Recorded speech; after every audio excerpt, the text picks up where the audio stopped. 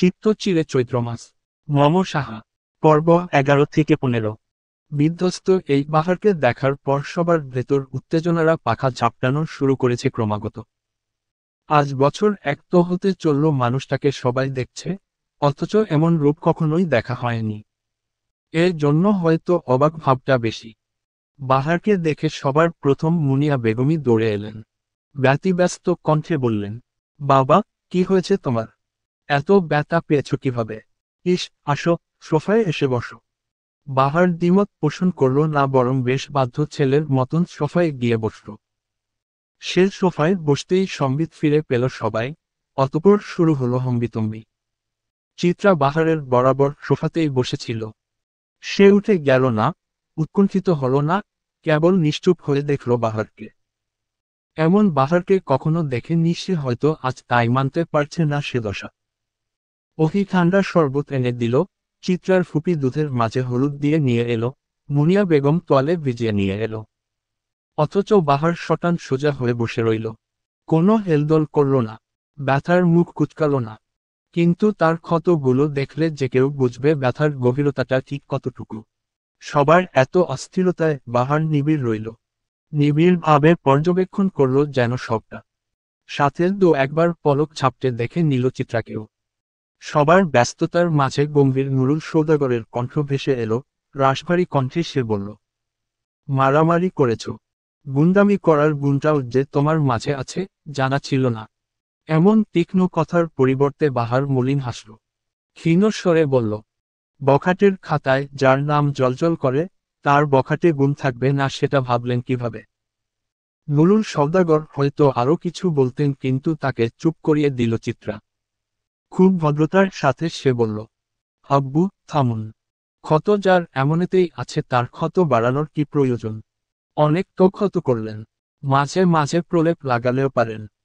চিত্রা নামের মেয়েটির মুখে যে এমন কথা উচ্চারিত হবে তা সবারই ভাবনার বাহিরে ছিল, যার জন্য উপস্থিত সবাই হতবিহ্বল।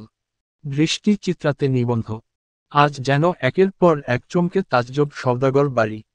হুট করেই বাড়ির মানুষগুলো যেন বড্ড অপরিচিত হয়ে উঠেছে। এতটা অপরিচিত তারা হয়তো কখনোই ছিল না। উপস্থিত বিস্মিত সব চেহারার মাঝে কেবল একজনের মুখে চাপা হাসির রেখা দেখা দিল। যে মানুষ চিত্রাকে ঘাত প্রতিঘাতের বাণী শুনিয়েছিল। পর ছেলে ও মেয়ের এমন উত্তর দেওয়ার ভঙ্গিমায় নুরুল সওদাগরও যেন কথা বলতে ভুলে গেলেন। মেয়ের দিকে কতক্ষণ তাকিয়ে রইলেন নিরুত্তর। আশপাশ হাতরে যখন ভাটা পড়ল শব্দগুচ্ছের সমুদ্রে, তিনি নতজানু হয়ে প্রস্থান নিলেন। সে যেন দেখলেন, মিছে ক্ষমতার আস্ফালন এখন আর চলবে না। ভ্রমের কার্তুজ ভেঙে পড়ছে অনবরত। নুরুল সওদাগর চলে যেতেই সকলের ভেতর থাকা টান টান উত্তেজনারাও মিলিয়ে এল। বুক ভরে শ্বাস নিল সবাই। তারা ভেবেছে এই হয়তো নুরুল সওদাগরের বাজখাই গলা ফেটে পড়বে, এই হয়তো ছোট্ট চিত্রা পিষে যাবে নুরুল সওদাগরের কথার তীক্ষ্ণতায়। কিন্তু তেমন কিছু হলো না। রুদ্ধশ্বাস সময়ের পরিসমাপ্তি হলো। সবাই আবার ধ্যান দিল বাহারের দিকে। ছেলেটাকে কেমন ক্লান্ত দেখাচ্ছে। মুনিয়া বেগমের ভীষণ মায়া হলো। ছেলেটার চুলগুলোতে হাত বুলিয়ে দিল, ধীর কণ্ঠে শুধালো, বাবা, তোমায় যে বড় ক্লান্ত লাগছে। ঠিক কি হয়েছে, বাবা? বাহার সে প্রশ্নের উত্তর দিল না, বরং কেমন কণ্ঠে যেন বলল, আমায় আগে একটু ভাত দিবেন আন্টি, বড্ড খিদে পেয়েছে। কণ্ঠটা কেমন অসহায় শোনালো। কেবল পেটের ক্ষুধা না, মনে হলো এ যেন কত বছরের না পাওয়ার হাহাকার। বাহারের কণ্ঠে আজ অসহায়ত্ব, খেতে চাওয়ার হাহাকার। মুনিয়া বেগম সাথে সাথে ছুটে গেলেন রান্নাঘরে। প্লেট ভরে ভাত নিয়ে এলেন। তার জীবনে এমন নিঠুর আবদার যেন সে আর শুনেনি। একটু ভাত দিবেন, কথাটার মাঝে যেন কিছু একটা ছিল যা নাড়িয়ে দিল সকলের অন্তরের অন্তঃস্থল। ভাত আনতেই কোনো বাক্যব্যয় না করেই হাত ধুয়ে বাহার খাওয়া শুরু করল। খুব মন দিয়ে সে খাবার খেল। এতদিনের মাঝে কখনো বাহারকে এমন ভাবে খেতে দেখেনি কেউ। বরং হয়েছে উল্টোটা।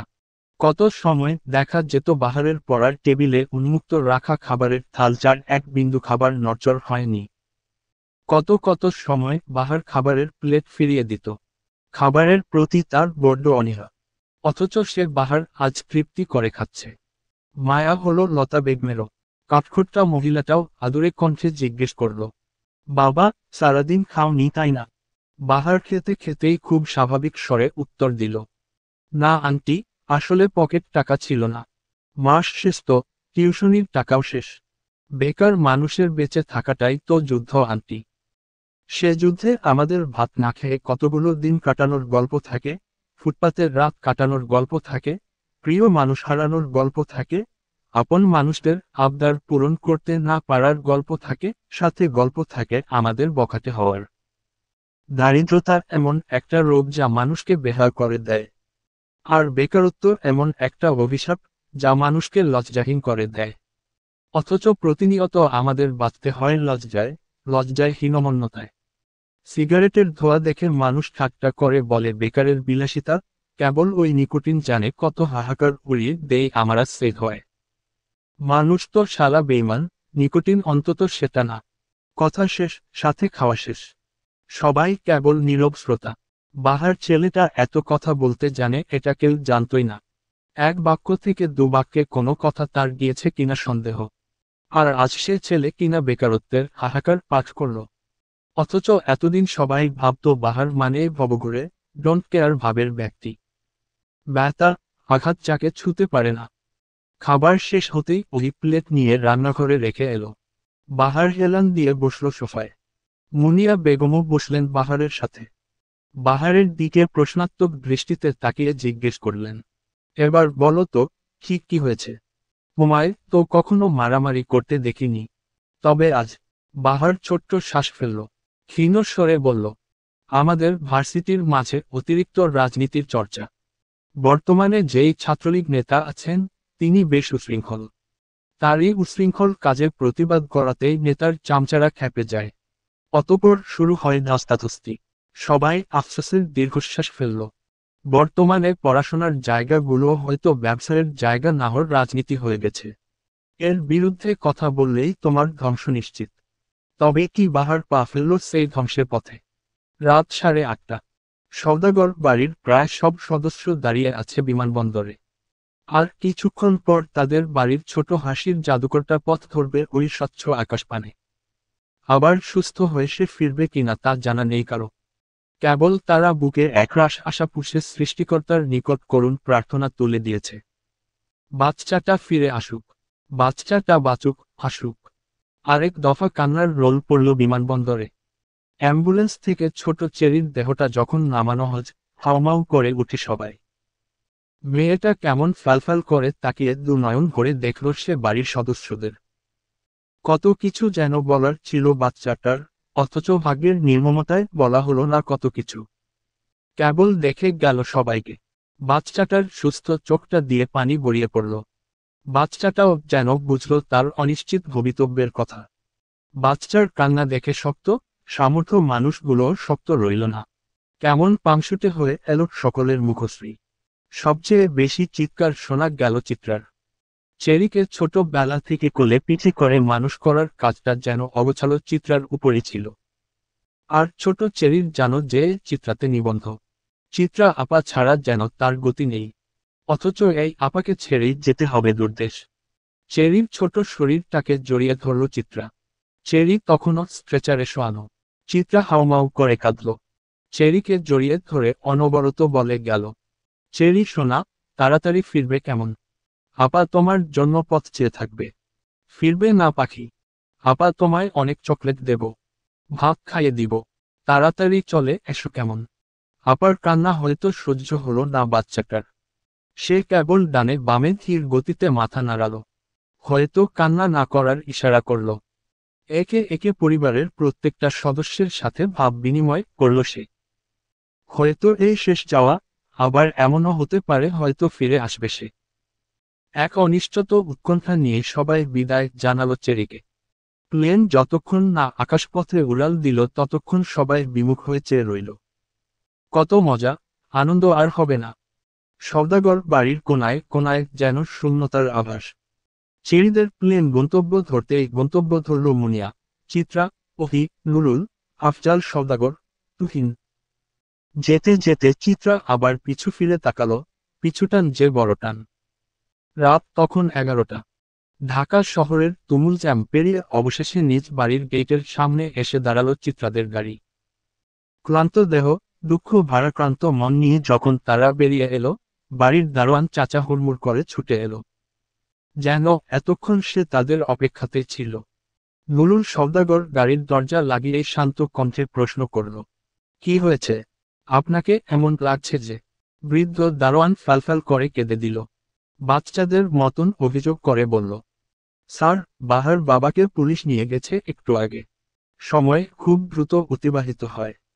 কত কাজ করব করেও সময়ের এই দ্রুততায় আর করা হয় না। কেবল সময়ের স্রোত নিয়তিকে ভাসিয়ে যেথায় নিয়ে যায় আমরা নির্লিপ্ততা ভাবে সেখানেই যাই। গতকাল রাত পুরোটা বাহারের কেটেছে জেলে।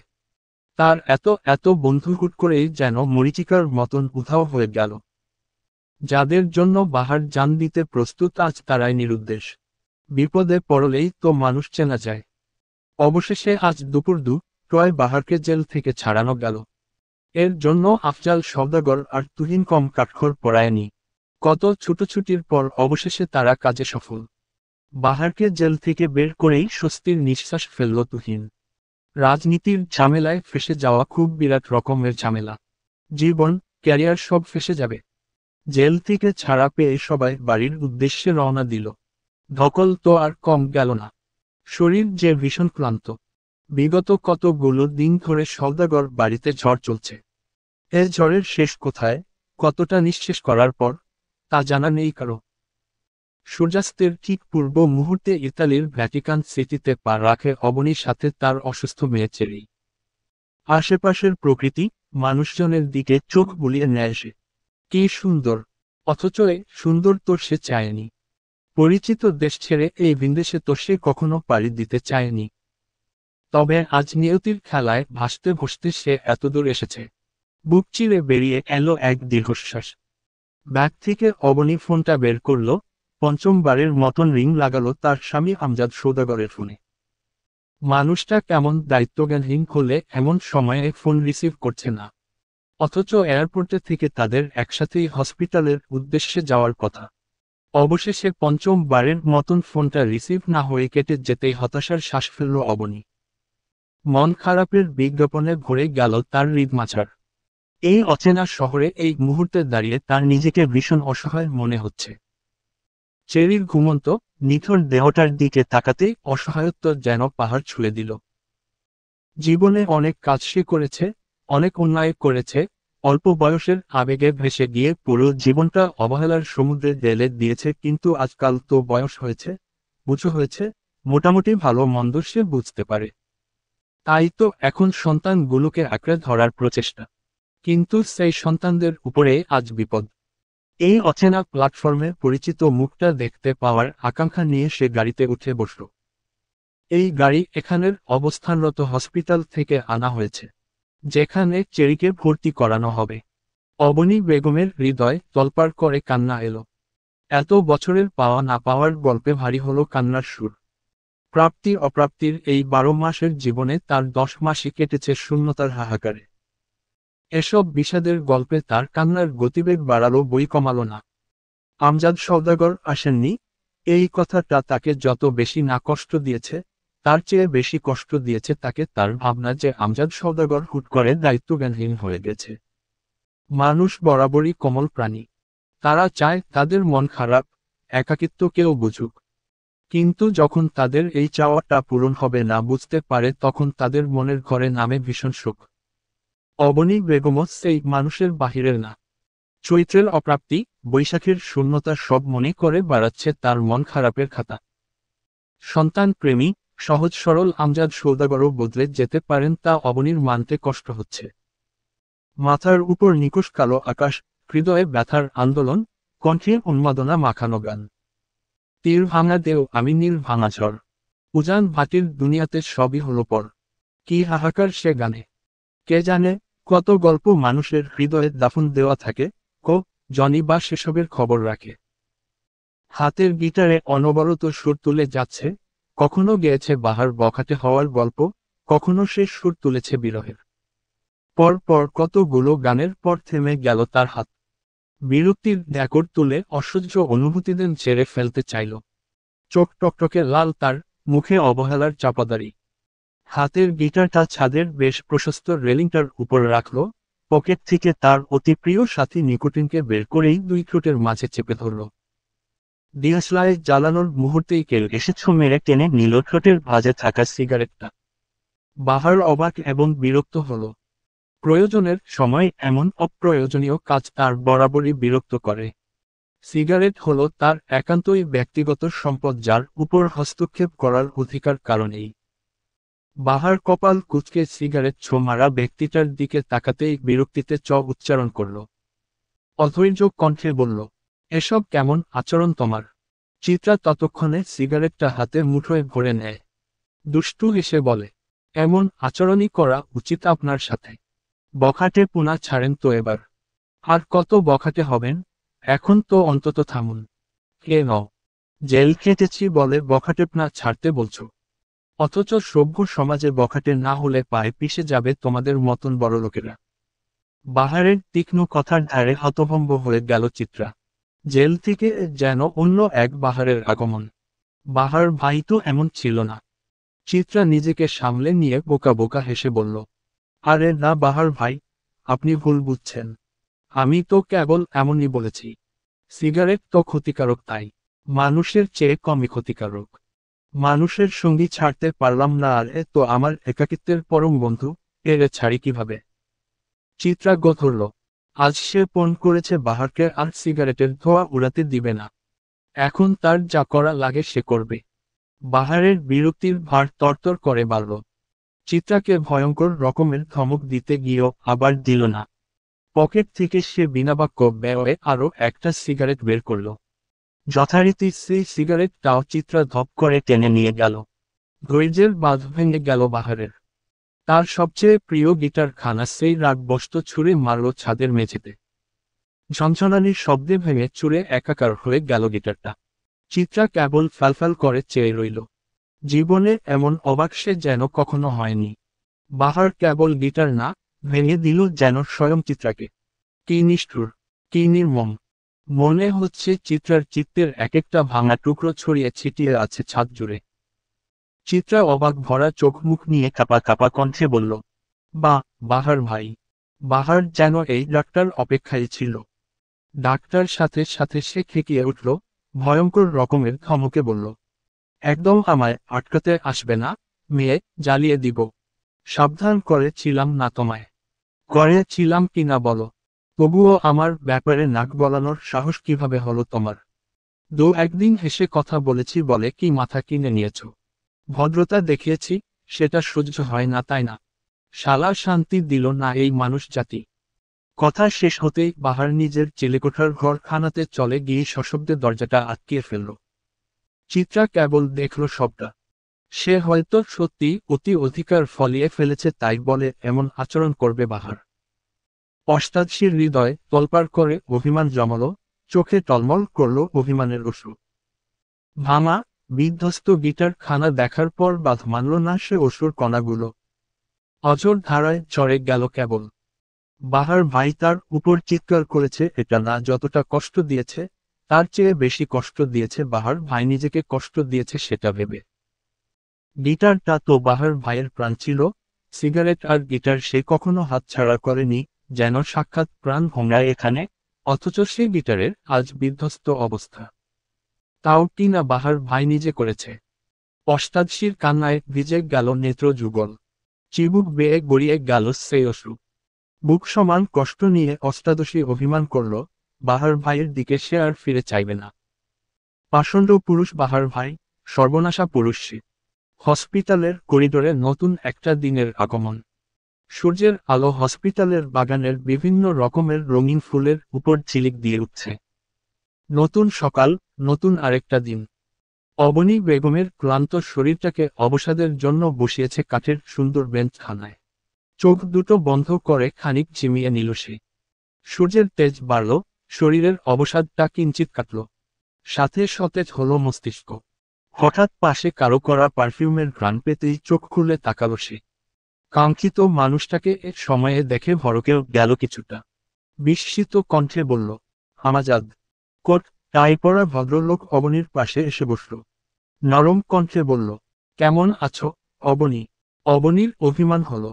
এই কি প্রথম অবনীর স্বামীর প্রতি অভিমানে মুখ ফুলালো? হ্যাঁ, এত বছরের বৈবাহিক জীবনে এই প্রথমই এটা হলো।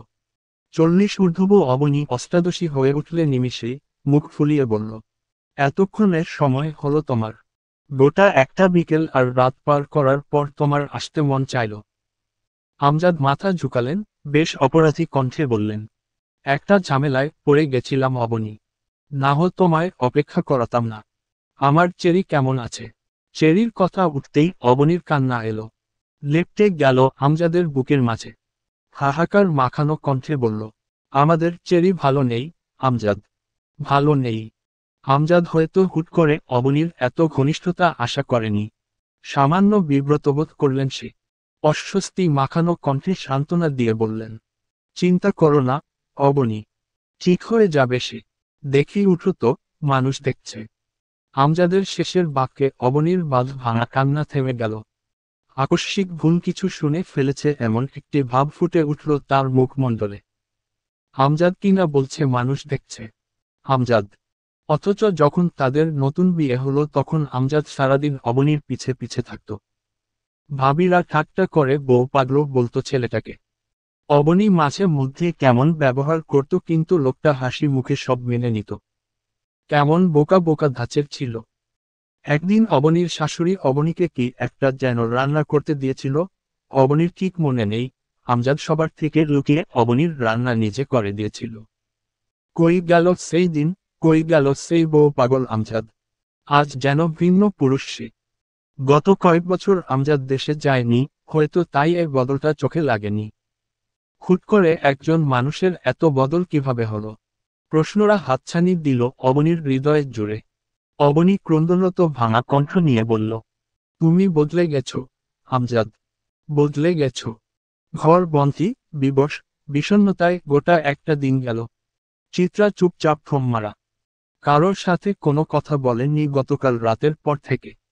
গতকাল সারা রাত সে কেঁদেছে, কেঁদে কেটে চোখ মুখ ফুলিয়েছে। গত 1 বছর বাহার ভাইকে তার অসহ্য অসহ্য লাগে বলে সবার গোপনে হৃদয় মাঝে পুষে রেখেছিল। সে আজ বুঝছে, এই বাহার ভাইকে ছাড়া তার গোটা দুনিয়া অসহ্য, কিন্তু বাহার ভাই অসহ্য না।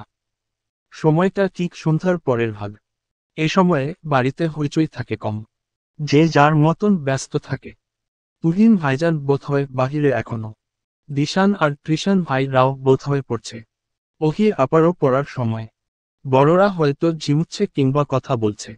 পুরো বাড়ি একদম নিবিড়, একদম শীতল। চিত্রা দরজা খুলেছে সারাদিন পর এখন। বাড়ির মানুষ তাকে তেমন একটা ডাকেও নিয়াজ। ভেবেছে শরীর তো এমনেতে অসুস্থ, ঘুমাক না হোক। কেউ কি আর মনের খোঁজ রাখে? আধার ঘরে অন্য কারো উপস্থিতি অনুভব করতেই চমকে ওঠে চিত্রা। এ সময় কে আসতে পারে তার ঘরে ভাবতেই বারান্দার দরজায় উঁচা লম্বা পুরুষালীর অবয়ব ভেসে উঠল। চিত্রা অবাক কণ্ঠে বলল, আব্বু। নুরুল সওদাগর এগিয়ে এলেন মেয়ের দিকে। রেলিংয়ে ঠেস দিয়ে দৃষ্টি রাখলেন রাস্তায়, মানুষজন দেখা যাচ্ছে বারান্দা থেকে। ল্যাম্পপোস্টের আলোয় কত সজীব দেখা যাচ্ছে রাস্তাটা। নুরুল সওদাগর ছোট্ট শ্বাস ফেললেন। রাস্তায় দৃষ্টি রেখেই বেশ গম্ভীর কণ্ঠে বললেন, রাস্তা থেকে তো রিকশা, গাড়ির হর্নের শব্দ আসে তাই না? তোমার রুমটা নাও বদলে ফেলো। অসুবিধা হয় না? চিত্রা অবাক হলো। বাবার সাথে এমন কথা বলার সম্পর্ক তার নেই। তাহলে আজ বাবা অন্য সুর গাইছে যে? নতুন কোনো বার্তার আগমন তাহলে ভেসে বেড়াচ্ছে পরিবেশে। ওরে পাখি বলিস তারে, কত ব্যথা রাখি গোপন করে। কখনো ব্যথারা মুখ থুবড়ে পড়ে, কখনো বা অশ্রু হয়ে চড়ে। নীল রঙের কালি দিয়ে লেখা ছোট লাইনের কথাগুলো কত সুন্দর, কত ব্যথার। চিত্রা বার কয়েক পড়ল লেখাগুলো, বেশ মনে ধরেছে। সে যখন এসএসসি দেয়, তখন এখানে সেখানে এলোমেলো, অবুঝ মনে কত কথাই লিখে রাখত, কত কবিতায় যত্নে গড়ত। টিনেজার সময়টাই তো এমন। বয়ঃসন্ধিতে এসে ছেলে মেয়ে কিছুটা কাব্যিক হয়ে যায়। তাদের অতি রংচঙে আবেগ ঝরে পড়ে কাব্যের পাতায়। চিত্রাও তাদের থেকে আলাদা না। অথচ সেদিন যে কথাটা লিখেছিল একান্তই ফুরফুরে মনের আবেশ অনুভব করার জন্য আজ সে লেখাটাই জীবনের চরম ব্যর্থতা মনে করাচ্ছে। সময় পাল্টাতে ঠিক কতটুকু সময় লাগে।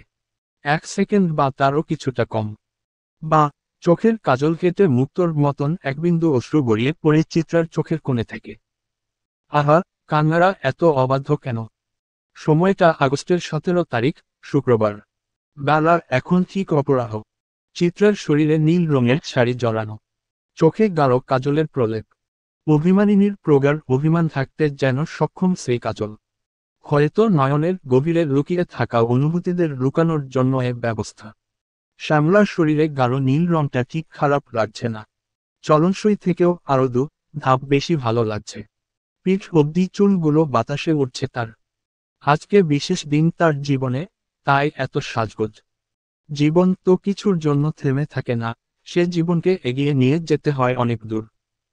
যদি এগিয়ে যাওয়াটা খুব দ্রুত হয় তবুও বোধহয় খারাপ হবে না। অপেক্ষিত সময়ের অবসান ঘটল। বাহিরের ঘর থেকে চিত্রার ডাক ভেসে এলো। এই তো চিত্রার ডাক পড়েছে। নতুন কিছুর শুরু হওয়ার আহ্বান এসেছে। চিত্রা বিছানায় বসে রইল। বুকের মাঝে যন্ত্রণাদের বিক্ষোভ মিছিল। তাদের যেন প্রতিবাদ, বুকের মাঝে ঠাঁই দেওয়া মানুষটাকে ছাড়া আর কাউকে সহ্য করবে না চিত্রার জীবনে। কখনোই না। চিত্রা শ্বাস নিল, অনুভব করল এই চারপাশে বাহার ভাইয়েরই কেবল অস্তিত্ব। এই যে আলমারির ভেতর রাখা বাহার ভাইয়ের শুভ্র রঙের টি শার্ট, বইয়ের টেবিলের উপর বাহার ভাইয়ের নোটস, ড্রেসিং টেবিলের ড্রয়ারের ভেতরে বাহার ভাইয়ের কত শত ফেলে দেওয়া আধ খাওয়া সিগারেট, এই যে হৃদয় মাঝে পুষে রাখা আস্ত একটা বাহার ভাই। সব জায়গাতেই তো মানুষটা। তবে তাকে ভুলার জন্য এত আয়োজন কেন? এই আয়োজনের সার্থকতা কোথায়? ভাবনার মাঝে চিত্রার ঘরে প্রবেশ করল তার মা, মুনিয়া বেগম।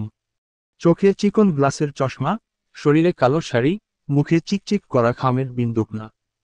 সে এসেই ব্যস্ত ভাঙিতে বলল, চিতু, তুমি সাজগোজ করেছ কেন? বাবার সাথে পাগল হয়েছ, সেখানে তুমি যাবে না। নিজের এত বড় ক্ষতি করার জন্য উঠে পড়ে কেন লেগেছ? আর তোমার বয়সী বা কত? এর বয়সে কিসের বিয়ে? কোনো বিয়ে টিয়ে হবে না। মায়ের ব্যস্ততা মেশানো কথার পরিপ্রেক্ষিতে জবাব দিল না চিত্রা। কেবল মায়ের মুখের দিকে তাকিয়ে রইল অনিমেষ। মা, তা এত সুন্দর কেন? ভাইয়াও মায়ের মতন সুন্দর। তাদের দেখলেই কেমন চোখে শান্তি শান্তি লাগে। ভালো লাগায় ছেয়ে যায় হৃদয়ের জমিন। মেয়ের কোনো হেলদোল না দেখে বিরক্ত হলো মুনিয়া বেগম। বিরক্তিকর কণ্ঠে বলল, তোমায় কি বলেছি শুনেছ? বিয়ের আশা বাদ দাও। তোমার বাবার তালে নাচা বন্ধ করো। এতটুকু একটা জীবন তোমার। বিয়ে তো করতেই হবে, আম্মু। সমাজের চিরপরিচিত প্রথা অনুসারে মেয়েদের তো আজীবন বাবার ঘরে থাকার নিয়ম নেই। যেতেই যেহেতু হবে তবে আগে যাই। পরে তো মায়া আরো বেড়ে যাবে, আম্মু। মুনিয়া মেয়ের কথায় হতভম্ব হয়ে গেলেন। কাঁপা কাঁপা কণ্ঠে বললেন, চিত্রা, কি বলছো এসব? ভুল বলেছি আম্মু। তোমরা কি আর আমায় চিরদিন রেখে দিবে, বলো? একদিন তো হস্তান্তর করা হবে আমাকে, তবে আজ কেন নয়? জীবনটা আমার এই এক একজনের হাতে কেবল হস্তান্তরিত হয়ে যাবে। পরে পাওয়া কিনা। চিত্রা। মুনিয়া বেগমের কণ্ঠে চরম বিস্ময়।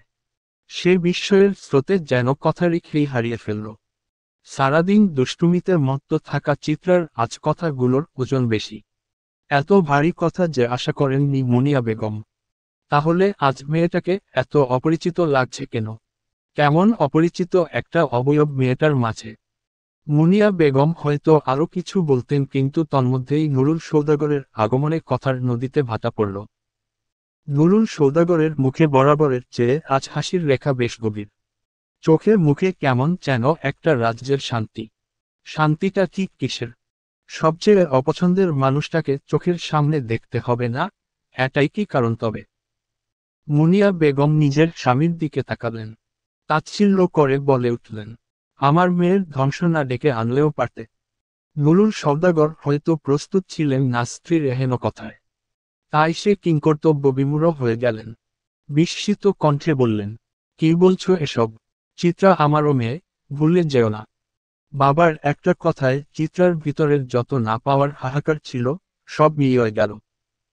জীবনের 18টা বছর সে কেবল অপেক্ষা করেছিল বাবার মুখ থেকে এই কথাটা শোনার জন্য। আজ মনে হচ্ছে বেঁচে থাকাটা সার্থক। বাবার আদর পাওয়ার জন্য চিত্রা এমন কয়েকটা অযৌক্তিক সিদ্ধান্ত নাও মাথা পেতে নিবে, তবুও তো তার বাবার ভালোবাসা পাবে। এই রের। আচ্ছা, চিত্রা তোমার মেয়ে, কবে থেকে তাকে মেয়ে মানা শুরু করলে? তোমার জাত যাবে না। স্ত্রীর বিদ্রূপের হাসি দেখে গা জ্বলে উঠল নুরুল সওদাগরের। সে বেশ খানিকটা জোরে বলল, মুনা, সাবধানে কথা বলো। বাড়ি ভর্তি মেহমান, নাটকটা বন্ধ করো। আমি চিত্রার খারাপ চাইব না নিশ্চয়। ভালো কেন চাইতো আসছো? আমার মেয়ের ভালোটা তোমার না চাইলেও হবে।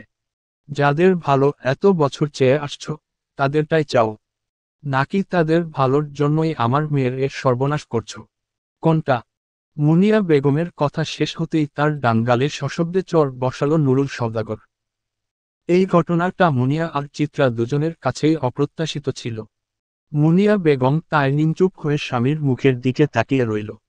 তন্মধ্যেই ওহি এলো, চিত্রাকে ধরে নিয়ে গেল পাত্রপক্ষের সামনে। চিত্রা কেবল পাথরের ন্যায় হেঁটে গেল। এ জীবনে হুট করেই তার চাওয়া পাওয়াগুলো হাওয়ায় মিলিয়ে গেল। কেবল মনে হলো, বিফল এই বেঁচে থাকা। সময়টা ঠিক মধ্যরাত, বিন্দেশের মাটিতে পা রেখেছে অবনী আজ 5 দিন হতে চলল। বাড়ির সবাই তাদের নিয়ম করে খোঁজ নিচ্ছে, কিন্তু তবুও অবনী কোথাও নিজেকে একা ফিল করে। এই একা অনুভব করাটার একাকিত্ব না বোধ হয় আমজাদের মাঝে পুরনো আমজাদকে খুঁজে না পাওয়াটাই এই একা অনুভব হওয়ার কারণ।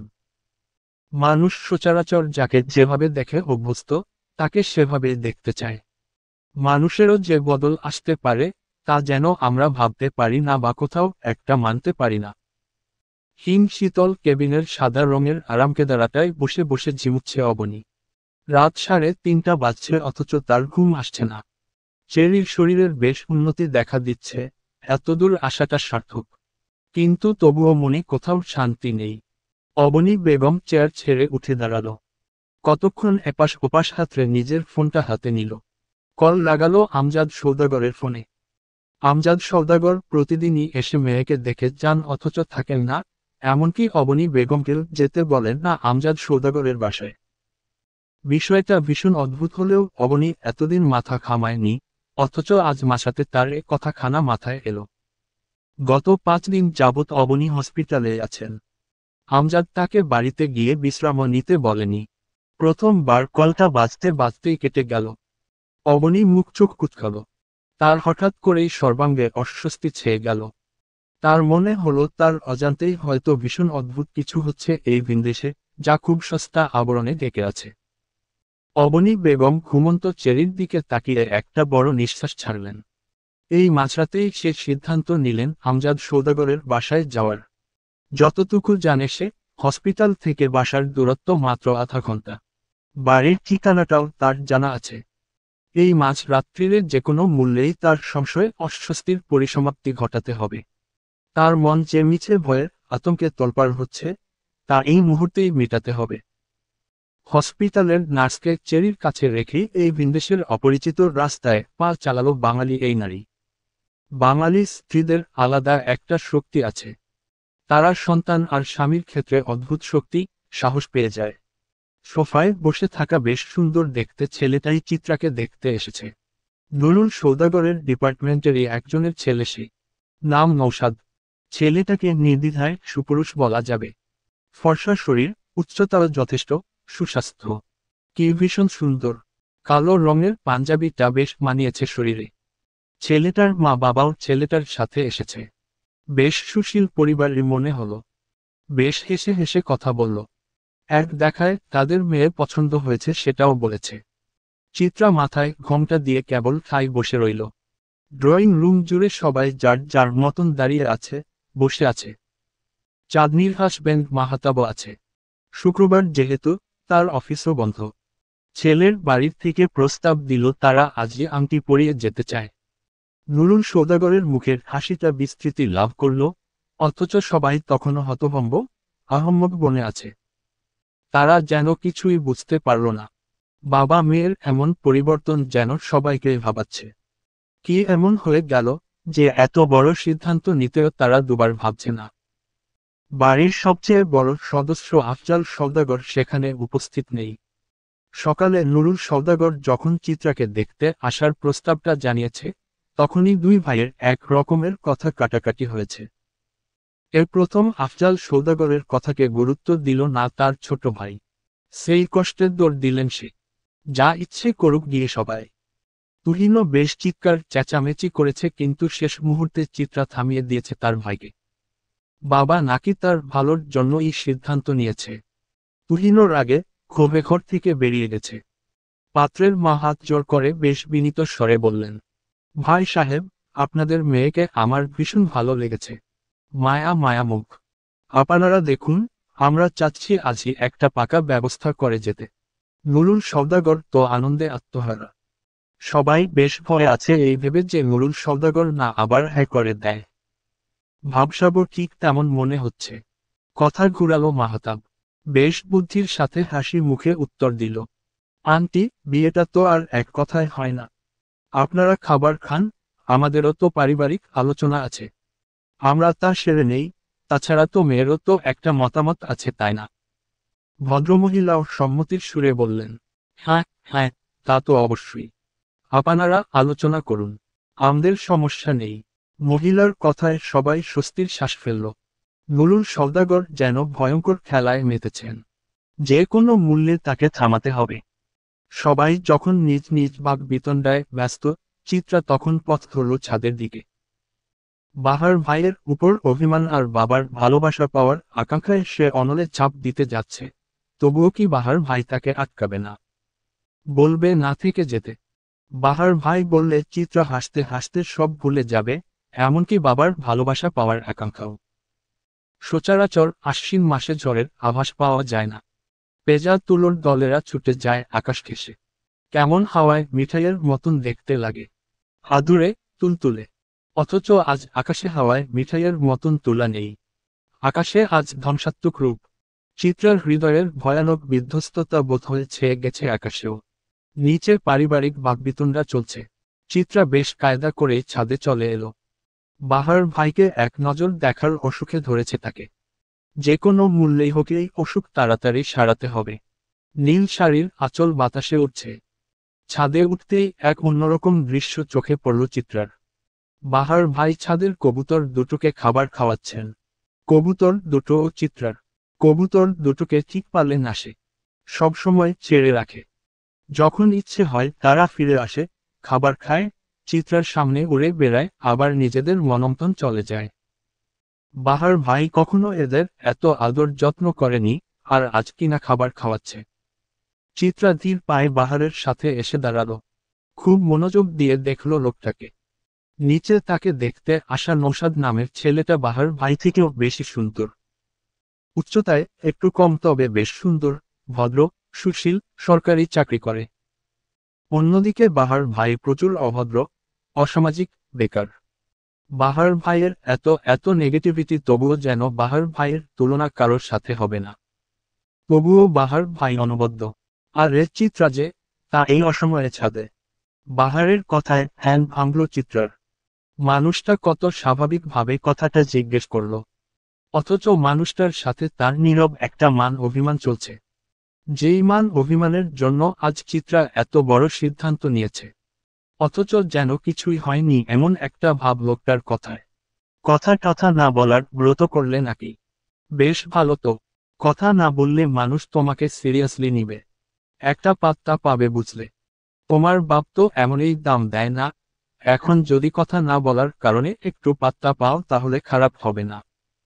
বাহারের ঠাট্টা মারা কথায় খানিক রেগে গেল চিত্রা।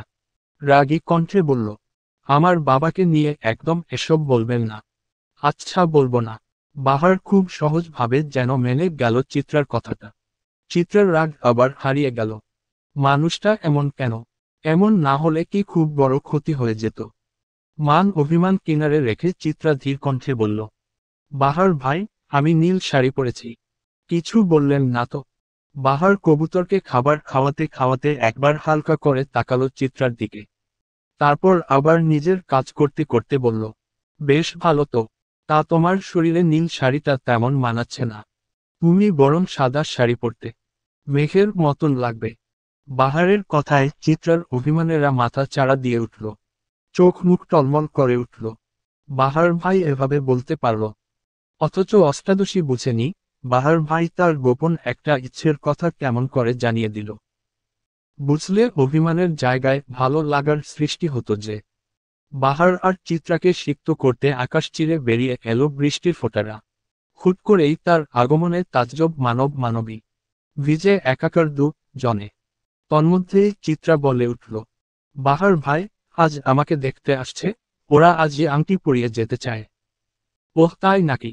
বাহ, দারুণ খবর দিলে তো। মিষ্টি খাওয়াবে না? চিত্রা অবাক হলো বাহারের উত্তরে। বিস্মিত কণ্ঠে বলল, আপনি জানতেন না এটা? না তো। তোমাদের পারিবারিক ব্যাপার আমি আর কেমন করে জানব? উত্তরটা বেশ স্বাভাবিকভাবে দিলেও চিত্রার মন মানতে চাইল না। সে দিবানিশি যে ছেলেটার জন্য পুরে, সে ছেলেটা নাকি তার এত বড় খবরটাই জানত না। এ কেমন মানুষ? চিত্রার অশ্রুরা ততক্ষণে বৃষ্টির পানিতে মিলেমিশে একাকার। কাঁপা কাঁপা কণ্ঠে সে বলল, আপনি কি কিছু বলবেন না, বাহার ভাই?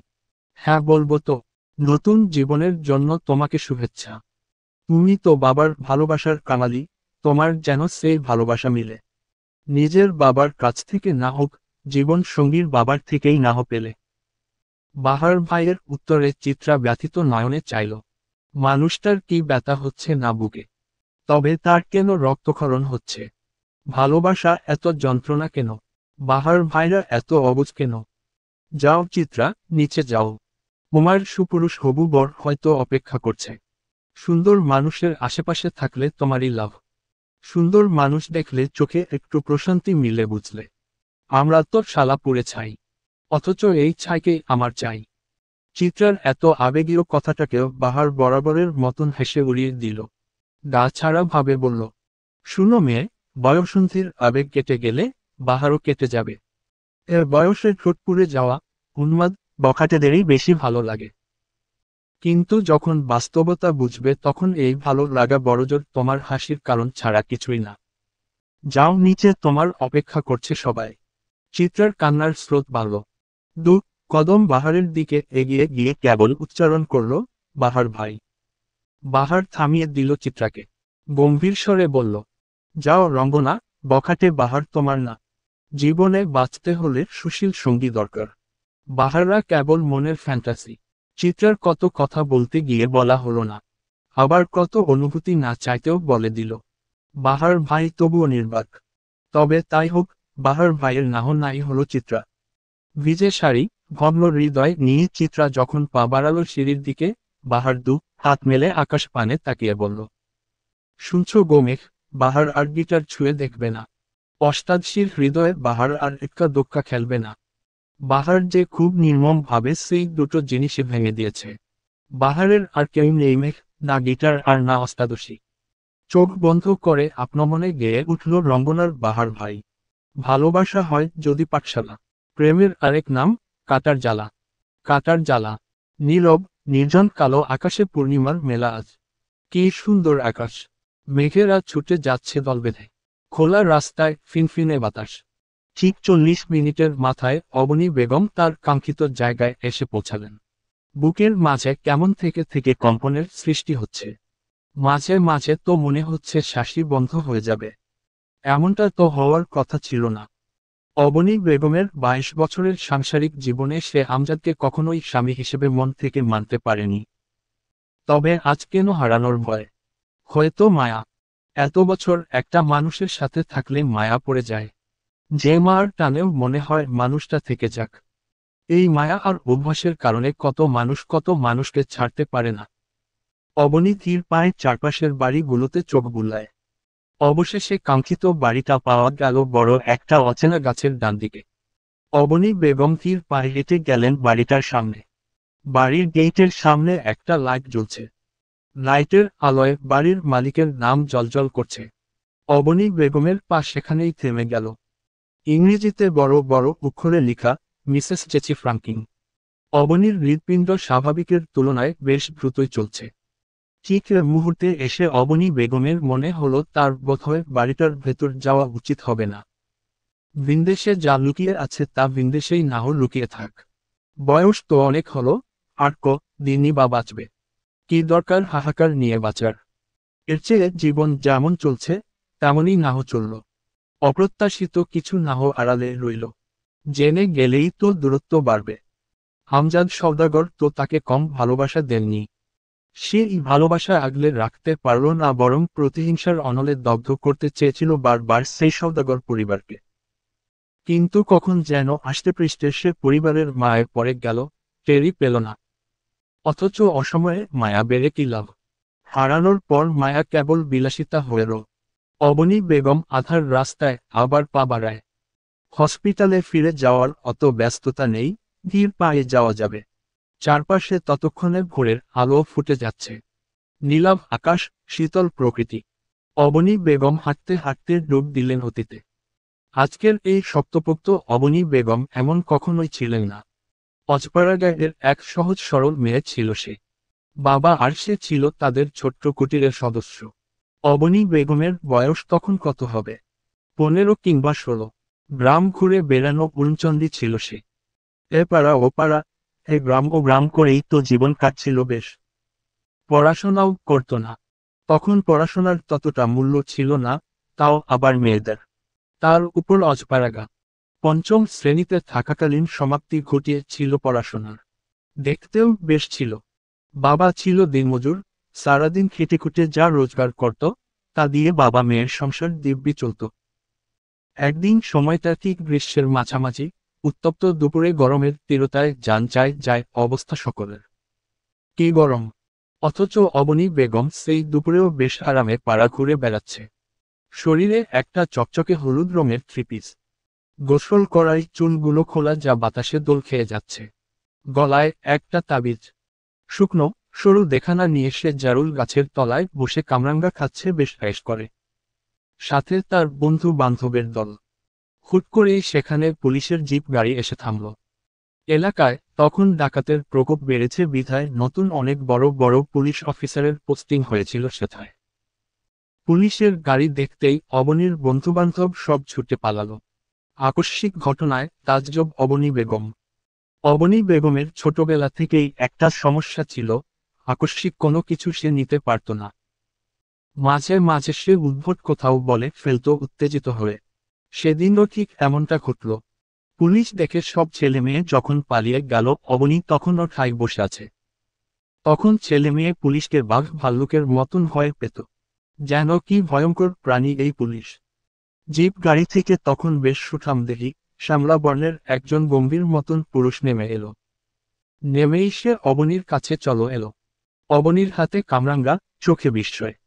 লোকটি অবনী বেগমের কাছে এসে ভরাট স্বরে প্রশ্ন করলেন, এই যে নারী, গাছতলায় কি শুনি? ভরদুপুরে এমন জঙ্গলে কি করছেন? অবনী বেগমের আগে কখনো অপরিচিত পুরুষের সান্নিধ্যে যায়নি। সেদিন হঠাৎ অপরিচিত পুরুষটিকে সামনে দেখে ভয়ে, অস্বস্তিতে তার চোখ টলমল করে উঠল। ঠোঁট উল্টে ফেলল। কেঁদে দিবে দিবে ভাব।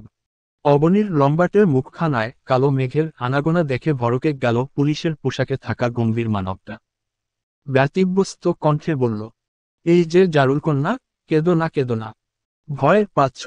আমি তোমায় বকিনি তো। জারুল কন্যা নাম শুনতেই অবনী বেগমের কান্না থেমে গেল। সেই প্রথম অবনী বেগমের মনে কোনো পুরুষের আদল ভেসে উঠল। সেই প্রথম অবনী বেগম কিছু ভিন্ন অনুভূতির সাথে পরিচিত হলেন। হঠাৎ গাড়ির হর্নে ধ্যান ভাঙে অবনীর। অতীত ভাবতে ভাবতে আকাশের নীলাভ রং সরে গিয়ে সাদা সাদা মেঘে ভরে গেছে। দিনের আলো ও ফুটে গেছে। অবনী বেগম হসপিটালের সামনে চলে এসেছে। টেরই পেল না। অতীত এমনই মধুময় জিনিস যা ভুলিয়ে দেয় বর্তমান। তাই তো মানুষ সদা আফসোসের গান দিও অতীত নিয়ে। আজ শনিবার। সওদাগর বাড়িতে তুমুল নীরবতা। হইচই নেই কোনো রকমের। কৃষাণ আর দিশান আজ হোস্টেলে চলে গিয়েছে। ওহি ভার্সিটিতে, চিত্রা নিজের কলেজে। ছেলেরা যার যার কাজে। তুহিন গতকাল রাগ করে যে বাহিরে গেল আর ফিরে আসেনি। তুহিনের রাগ বরাবরই অনেক বেশি।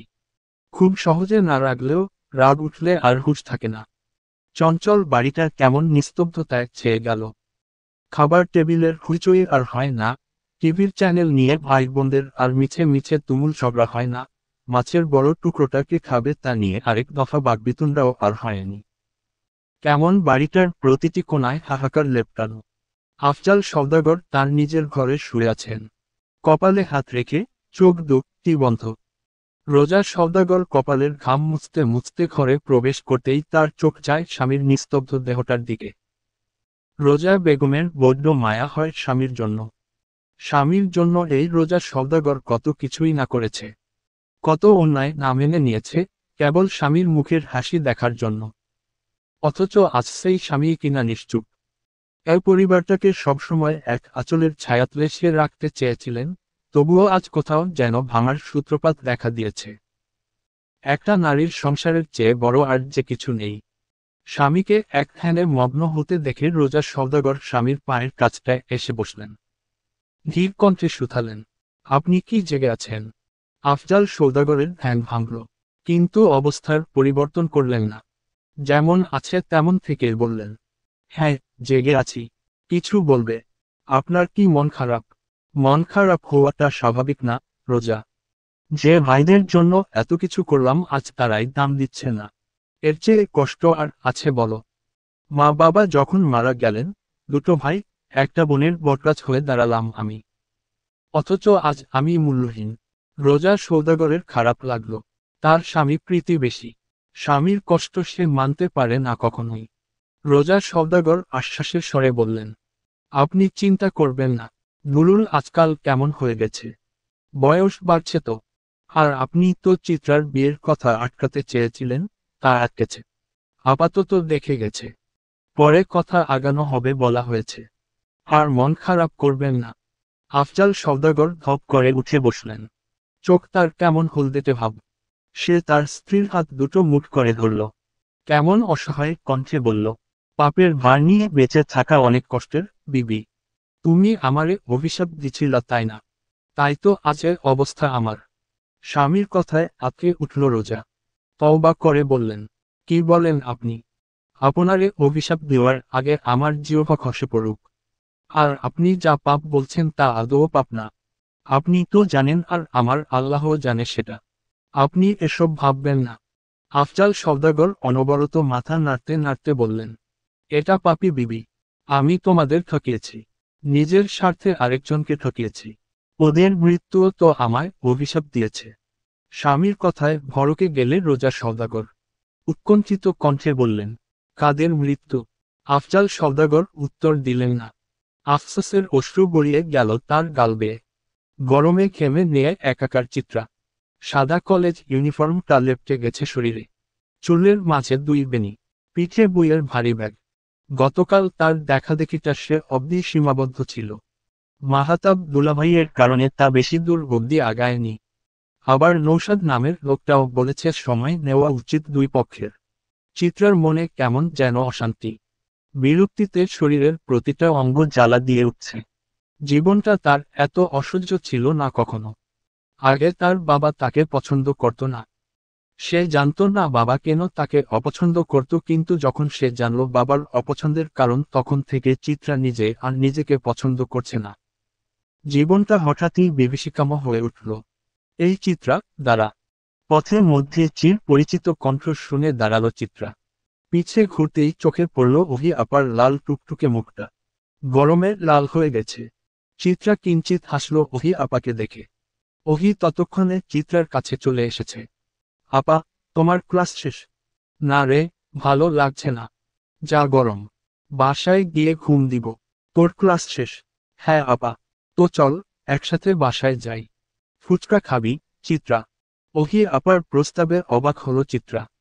অভি কখনোই বাহিরের খাবার পছন্দ করে না। আর আজ সে কিনা ফুচকার কথা বলছে। চিত্রার অবাক বিস্মিত মুখখানা দেখে ফিচলে হাসল অভি। বাঁকা হেসে বলল, কি রে, খাবি না? চিত্রা দ্রুত মাথা নাড়ালো, যার অর্থ সে খাবে। অভি মিষ্টি হেসে চিত্রাকে নিয়ে পাশের একটা পার্কে গিয়ে বসল। পাশের থাকা ফুচকার দোকানটা থেকে 2 প্লেট ফুচকা দিতে বলল। চিত্রা তখনও অবাক। অভি চিত্রার অবাক ভাবটাকে তেমন পাত্তা না দিয়ে আশেপাশে দেখতে লাগল। দেখতে দেখতে হুট করে বলে উঠল, একটা সিক্রেট শুনবি চিত্রা? চিত্রা তখন তার ব্যাগের ভেতর থেকে পানির বোতলটা বের করেছে। অহির কথায় ভ্রু কুঁচকে বলল, কি সিক্রেট, আপা? অহি বিবশ কণ্ঠে বলল, তোর ফুল গাছের টবগুলো আমি ভেঙেছি। চলবে?